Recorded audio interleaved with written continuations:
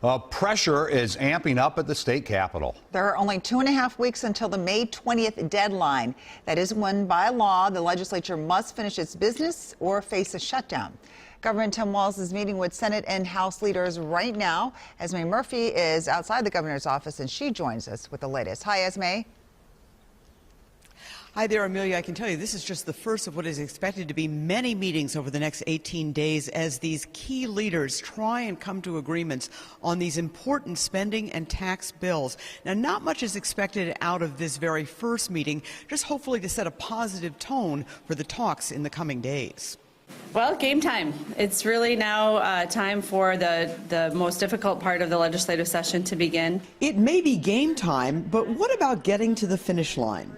At the beginning of session, the Speaker, Republican Senate Majority Leader, and the Governor agreed to key deadlines. The next big deadline is May 6th. And that is probably the most difficult deadline for us. Monday, May 6th is when Senate and House conference committees have to agree on budget spending numbers.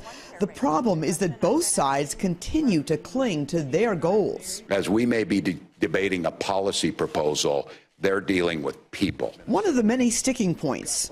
Governor Tim Walz and these healthcare providers say a 2% tax on medical providers must remain in place. Without it, they say, there will be a $700 million gap in healthcare funding each year for healthcare services for low-income residents. It is a mechanism that provides high-quality care to Minnesotans regardless of economic background or geography. Republicans want that 2% medical provider tax to expire. They say that will result in lower medical costs. Despite the differences, Republican Senate Majority Leader Paul Gazelka is upbeat. We are working. It's moving forward. We're going to get this stuff done. It's not going to be easy, but the process is working.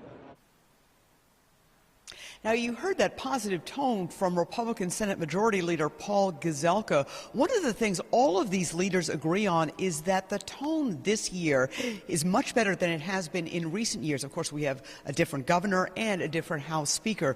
The question, though, is will a more positive tone actually lead to results when it comes to this session ending by law on May 20th?